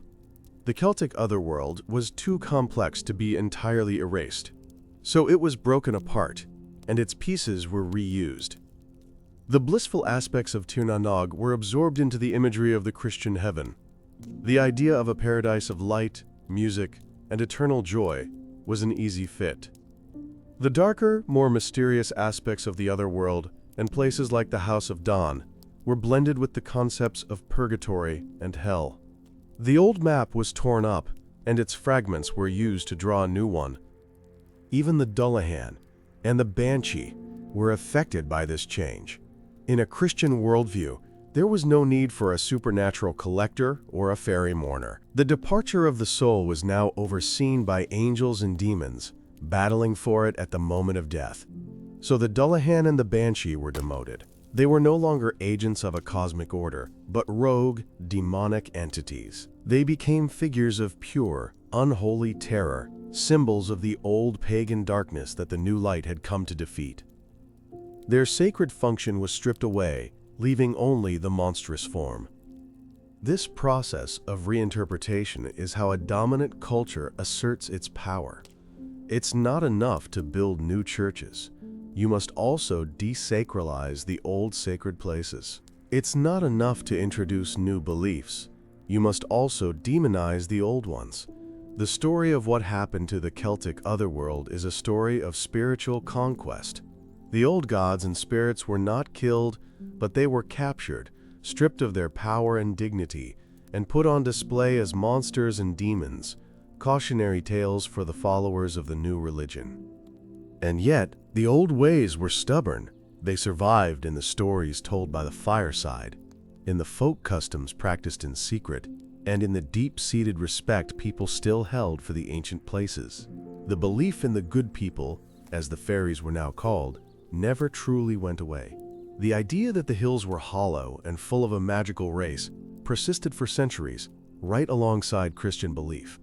People learned to live in two worlds at once, attending church on Sunday but still leaving a gift for the side on a Thursday. This created a unique kind of Irish spirituality, a blend of official Christian doctrine and a much older, deeper folk religion. On the surface, the country was Christian, but just beneath, the old consciousness of the land, the belief in the other world and its inhabitants, still flowed like an underground river. The Dullahan and the Banshee were no longer part of the official religion, but they remained a vital part of this deep, cultural undercurrent. They were the stars of a mythology that had been forced to go into hiding, but had refused to die. Let's return to the human experience of this. Imagine a farmer in the 17th century. He is a devout Catholic. He believes in heaven and hell, in saints and angels. But one night, he hears a strange wailing outside his home. His Christian faith tells him to dismiss it as the wind, or perhaps a demon to be banished with prayer. But his cultural memory, the stories his grandmother told him, tells him something else. It tells him it is the Banshee, crying for his ailing wife. In that moment, he is standing on the fault line between two worlds, two entirely different ways of understanding reality. This tension between the old and the new is the key to understanding Irish folklore. It is filled with figures who exist in the gray area between the pagan and Christian worlds. The Dullahan is a perfect example. Is he a demon from hell, as a priest might say? Or is he a spirit of the Side, as an old storyteller might insist? The answer depends on who you ask and when you ask them. He is a figure with a fractured identity, a being whose story has been rewritten so many times that he now carries the memory of all his past selves. The journey of the soul, once a clear path to the other world, became a confusing and contested landscape. Was the soul met by angels or by the Dullahan? Was its passing mourned by the Banshee, or was her cry the sound of a demon trying to steal it away? The old certainties were gone, replaced by a more complex and anxious spiritual world. The coming of the new faith did not necessarily bring comfort. In many ways, it brought a new layer of fear, the fear of damnation, laid over top of the older fear of the seed. This brings our exploration of the afterlife to a close. We have seen the hopeful paradise of Tir na Nog, the ancestral hall of dawn, and the profound belief in the soul's eternal, cyclical journey. We have also seen how this entire worldview was shattered, reinterpreted, and driven underground by a new linear faith. The fate of the Celtic otherworld mirrors the fate of the Dullahan himself. It was transformed, its meaning was changed, and its original form was largely forgotten, surviving only in fragments. We have traced the rider from his divine origins to his modern form as a holiday icon. We have explored the world he came from, the wailing spirit who announced his arrival, and the nature of the soul he came to collect. We have seen how a myth can be a living, breathing thing, changing its shape to survive through the centuries. But one question still lingers. In our modern scientific world, where do these stories truly belong? Are they just relics, museum pieces of a dead belief system? Or do these ancient figures, like the Dullahan, still have something to tell us? Does the Headless Rider have one last journey to make, not on the dark roads of Ireland, but into the landscape of the modern human mind? The fears that created him, the fear of death, the fear of the unknown, the sense that we are part of a story much larger than ourselves, have not gone away. What happens when we look at this ancient myth, not as history or folklore, but as a mirror reflecting the deepest and most enduring parts of our own nature? To find the Dullahan's reflection in our modern world, we must look not on the dark roads but inside our own minds. The core of his terror is the feeling of being pursued by something relentless and impersonal. Think of the pressure of modern life, the endless stream of notifications, deadlines, and obligations. It can feel like a kind of pursuit, a force that never sleeps and is always demanding more. Like the Dullahan, this pressure is not malicious. It is simply a system doing its job. But to the individual caught in its path, it can feel like a soulless, unstoppable rider, coming to claim our time, our energy, and our peace of mind. The most striking feature of the Dullahan is his lack of a head. He is a being without a mind, without an identity, acting on pure, unthinking purpose. This, too, has a powerful modern parallel. In a world of vast corporations, complex governments, and automated systems, it is easy to feel that our lives are being shaped by faceless forces. We can feel like a number in a database, a consumer profile, or a cog in a machine. The fear of the Dullahan is the fear of being acted upon by a power that has no face, no voice, and no capacity for mercy or understanding. It is the fear of becoming invisible. What does it feel like to be the victim in the Dullahan's story? It is the feeling of ultimate powerlessness. No lock can stop him, no wall can keep him out. His coming is a certainty. This captures the anxiety of living in a world where we are subject to huge, uncontrollable events: economic crashes, environmental changes, global pandemics. We can lock our doors, but these forces can still reach us. The story of the Dullahan gives a mythological shape to this very modern feeling of fragility. The sense that our personal security is an illusion in the face of larger, indifferent systems. The Dullahan's one weakness, gold, also has a modern symbolic meaning. Gold, the symbol of the sun, of light and life, is what turns him away.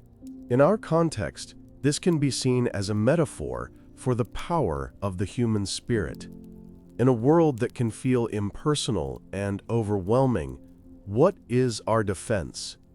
It is the spark of our own consciousness, our creativity, our connections to others, our capacity for joy and hope. These are the small, precious pieces of gold that we hold up against the darkness. They are the symbols of life that assert our humanity in the face of a faceless world. So the Dullahan is not dead. He simply changed his costume again. He no longer wears the clothes of a pagan god or a folk monster. He now wears the invisible suit of modern anxiety.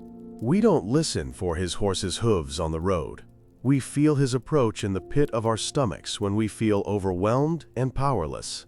The story has completed its journey from an external, supernatural threat to an internal, psychological one. The Headless Rider is no longer out there in the night. He rides through the landscape of our own minds. This is the true power of myth. Myths are not just old stories about gods and monsters. They are symbolic maps of the human psyche. They are timeless tales that give a name and a face to our deepest fears, hopes, and struggles.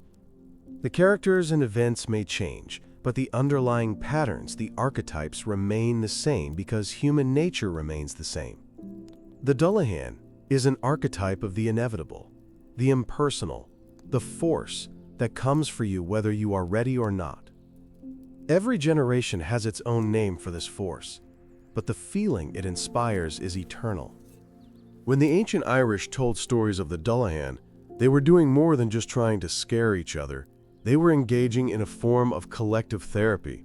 They were taking their fear of death, a vast and terrifying unknown, and containing it within a story. The story had rules. The Dullahan had a purpose. He had weaknesses. By understanding the story, you could understand the fear. You could learn how to navigate it. The myth did not eliminate the fear, but it made it manageable. It gave the community a shared language for their deepest anxieties. Today, we do the same thing, but we use different language. We talk about stress, anxiety, and burnout. We have therapists and self-help books. But the fundamental need is the same: to take the overwhelming, formless fears of life and give them a name and a structure so that we can deal with them.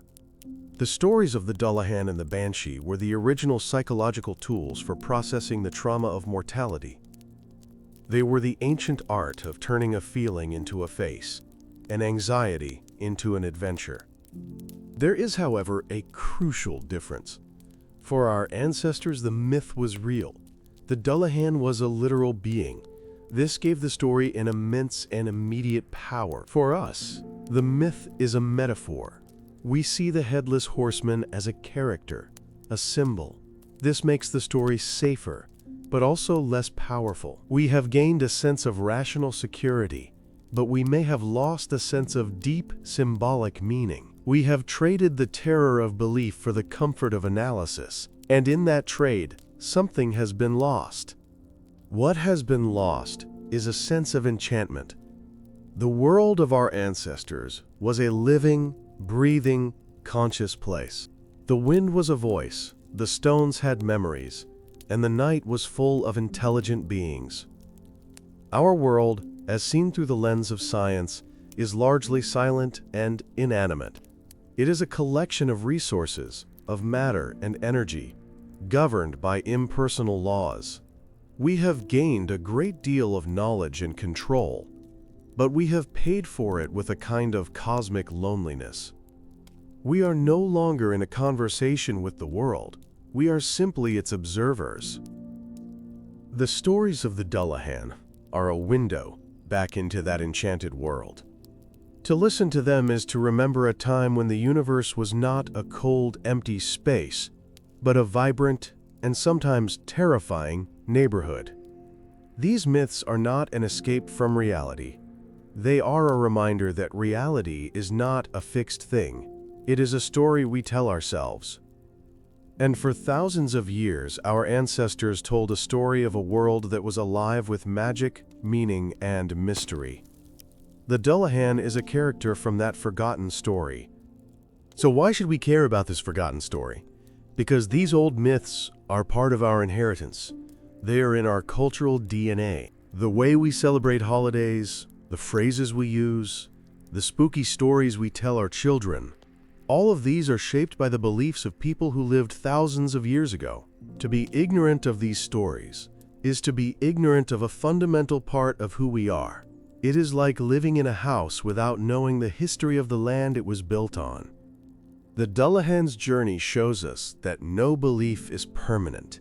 Even the most powerful gods can be forgotten, their sacred rituals turned into children's games. This is a humbling thought. It reminds us that our own certainties, the things we hold to be absolutely true today, may seem like quaint folklore to the people of the future. The story teaches us a kind of intellectual humility.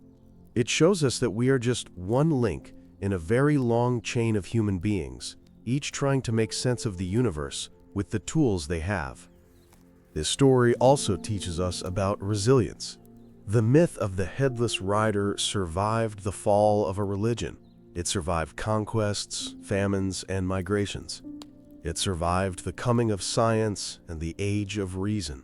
It survived by adapting, by changing its form to fit its new environment. It is a testament to the incredible power of a good story. A story that taps into a deep human truth can outlive empires because it is not written on stone, but in the human heart. We are now approaching the end of our own road. We have followed the Headless Rider from the sacred plains of ancient Ireland to the suburban streets of modern America. We have seen him change from a god to a monster, from a folk legend to a pop culture icon. We have listened for the cry of the banshee and explored the lost geography of the Celtic otherworld. We have seen how a single terrifying image can be a vessel for the changing beliefs and fears of a people over thousands of years. So let us return, one last time, to where we began. We are standing on a doorstep on a cool October night. The air is filled with the scent of fallen leaves and the sound of laughing children. In front of us, a pumpkin sits. Its triangular eyes and jagged mouth are lit from within by the warm, flickering light of a candle. It is a familiar, comforting sight, but we can no longer see it in the same way. Our journey has changed our vision forever. We now know that this object is not as simple as it appears. It is a cultural artifact of incredible depth and complexity. It is the final destination of a story that began in the Iron Age. Within its hollow shell, it contains the memory of forgotten rituals, the echoes of overthrown gods, and the fears of generations of people who lived in a world very different from our own. The warm light shining through its eyes is the last faint glimmer of the ancient bonfires of Samhain. The grinning face carved into its flesh is the direct descendant of the terrifying, disembodied head that was once believed to be the seat of the human soul. That head was held under the arm of a soulless rider, the Dullahan, who was the folk memory of a dark god of the harvest, Crom Cruach. The Dullahan, a terrifying agent of fate, was carried to a new world, where he was transformed by a rider named Washington Irving into the Headless Horseman, the ghost of a soldier. In that famous American story, the horseman's terrifying weapon, the human head, was replaced by a pumpkin. This final, crucial transformation took the most horrifying part of the myth and made it safe, domestic, and even a little bit funny. This sacred and terrifying object of one culture became the holiday decoration of another. The symbol of the soul became a symbol of a season, and the ancient practice of carving faces into vegetables to ward off spirits merged with this new story, creating the jack-o'-lantern we know today. So when we ask the question, how did a sacred soul-containing head become a grinning pumpkin on our doorstep? The answer is, slowly, and over a great distance. It became a pumpkin by being forgotten and remembered, by being passed down from generation to generation, by crossing an ocean, by being written into a book, and by merging with other traditions. The pumpkin is the result of 1,000 years of cultural evolution. It is a perfect symbol of how the most profound beliefs can, over time, become our most playful traditions. The promise we made at the beginning of this journey has now been fulfilled. We have unraveled the mystery. We have followed the thread from its ancient source to its modern expression. The open loop is now closed. But the story of the Dullahan leaves us with something more than just a piece of historical trivia. It leaves us with a new way of seeing the world around us. We can now see the hidden histories that lie just beneath the surface of our everyday lives. The world is full of these hidden histories. The days of our week are named for Norse and Roman gods. The fairy tales we read to our children are filled with the faded echoes of pagan rituals and beliefs. The traditions we practice are often far older and stranger than we imagine. Our modern world is not a clean slate. It is a landscape that is haunted, in the most beautiful way, by the ghosts of all the worlds that came before it. The Dullahan is just one of these ghosts. To know his story is to be given a kind of secret knowledge. It is to understand that the familiar is not as simple as it seems. It is to feel a connection to the deep, unbroken chain of humanity that stretches back into the mists of time. It is to realize that we are all, in our own way, carrying the stories of our ancestors with us, whether we know it or not. These stories shape us, they inform our culture, and they offer us a sense of depth and meaning in a world that can sometimes feel shallow.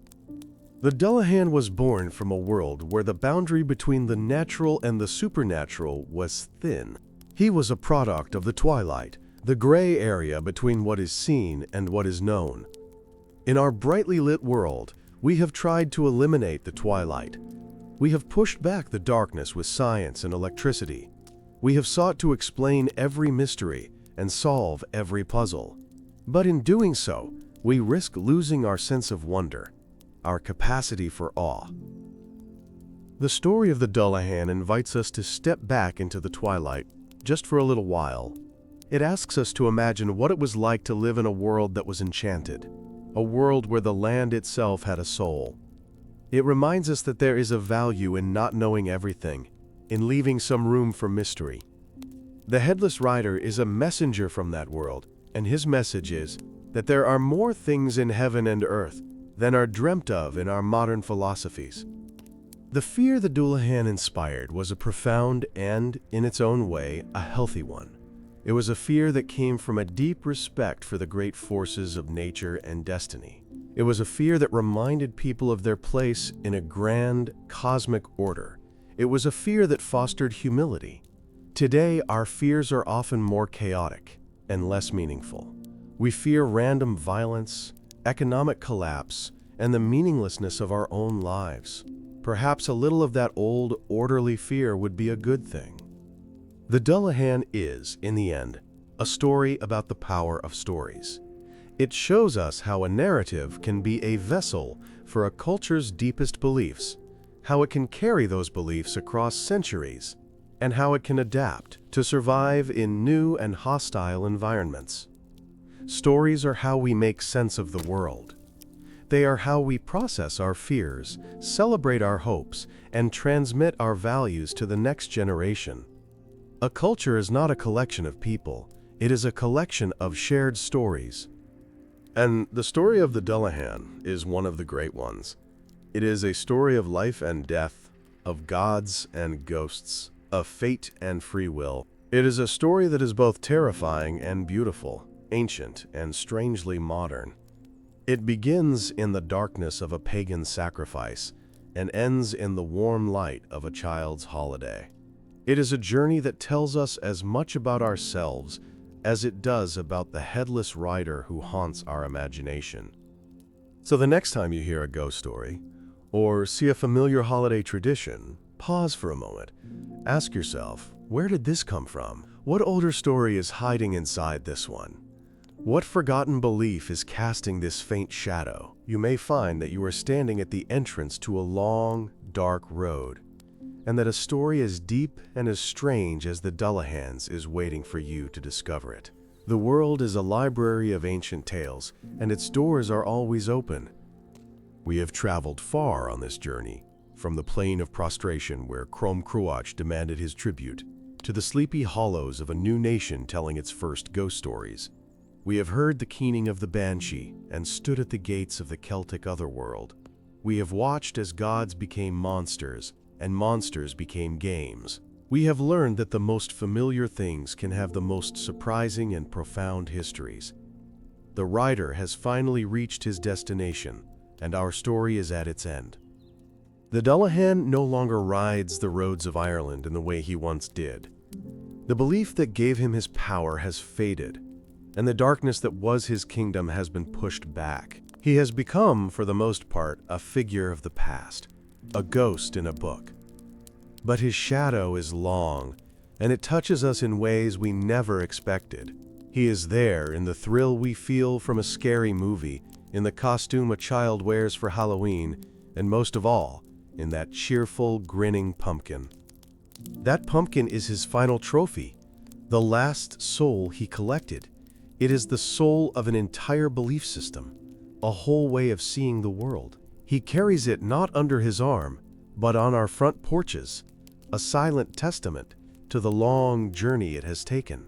It smiles because its terrifying past has been forgotten, and it is now a part of a celebration of life and community. The greatest and most terrible of the Irish death omens has been transformed into a symbol of our most joyful festival of the dark. This is the ultimate irony and the final, beautiful twist in the Dullahan's tale. The force that once represented the terror of the end has become a part of a tradition that brings people together.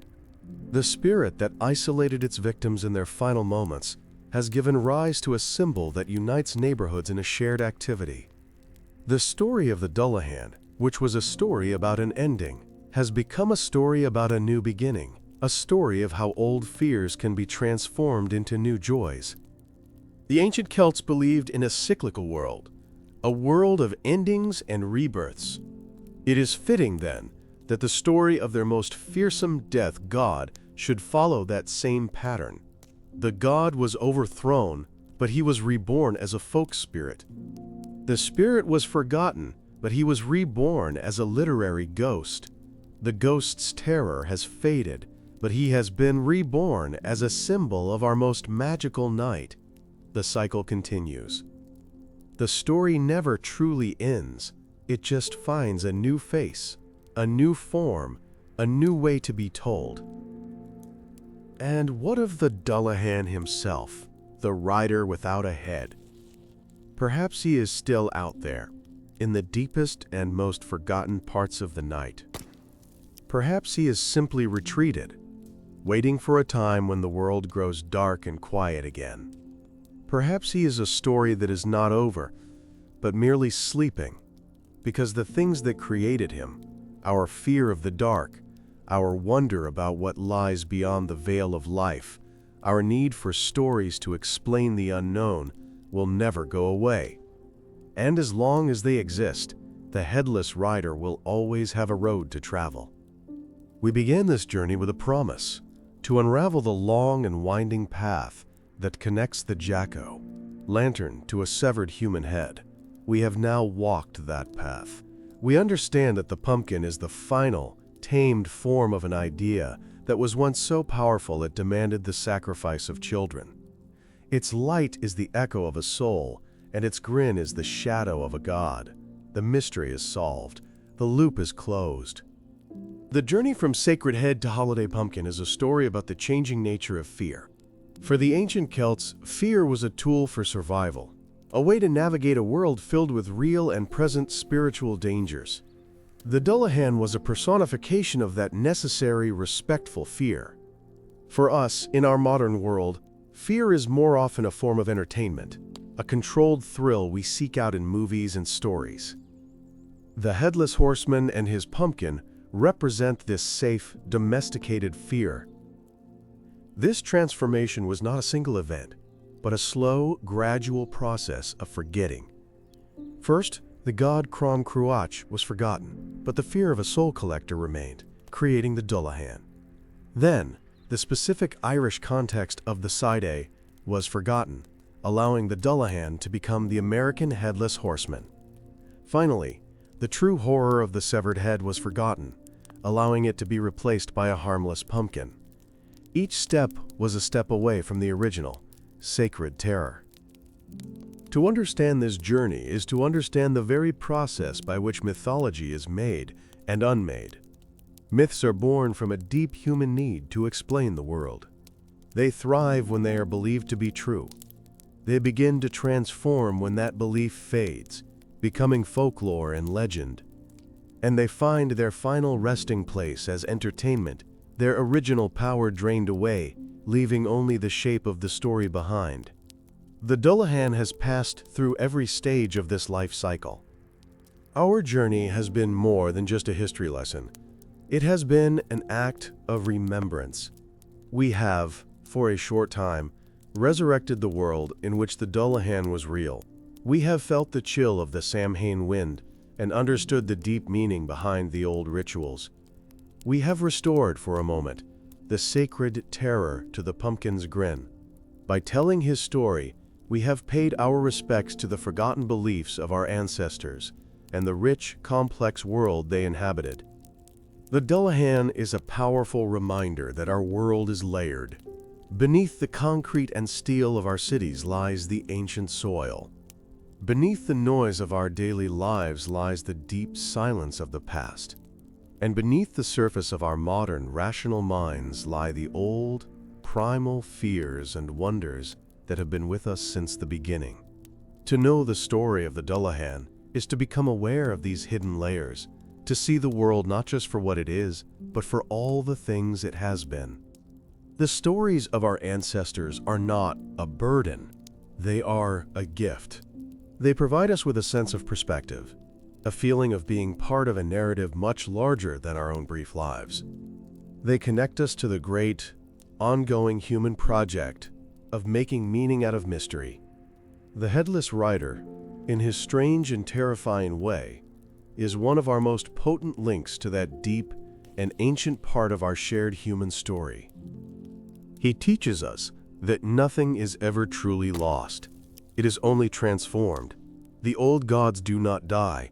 They become the monsters in our fairy tales. The old rituals do not vanish. They become the games our children play. The past is not a dead country. It is a living presence, a quiet whisper that can still be heard if we only know how to listen. The story of the Dullahan is one of those whispers, a voice from a forgotten world calling out a name in the night. Think, one last time, of what it was like to hear that sound, to be a person for whom that was not a story but a reality, to feel that cold dread, that sense of an appointment kept, of a cosmic transaction being completed. It is a feeling that is almost impossible for us to truly access. But by walking this path, we have come as close as we can. We have stood in the shadow of that ancient fear and learned to respect the power it once held over the human heart. The Dullahan is a dark mirror, reflecting our own mortality. His headlessness reminds us of our own fragile identities. His relentless ride reminds us of the unstoppable passage of time. His coming is a metaphor for the one certainty that all human beings, in all ages, must face. He is a story about death, but in telling it, in sharing it, in keeping its memory alive, we perform an act of life. We defy the silence of forgetting. So when you see the jack-o'-lanterns lit on Halloween night, see them for what they truly are. They are not just decorations. They are museums. Each one is a tiny, flickering testament to a vast and vanished world. They are the last resting place of the Celtic soul, the final, friendly form of the dark god of the harvest. They are monuments, not of stone, but of fire and flesh, to the long journey from sacred terror to joyful celebration. The Headless Rider's journey has ended, and so has ours. We have followed him through the centuries and across the seas. We have seen him change his face and his purpose, but he has brought us, in the end, to a place of deeper understanding.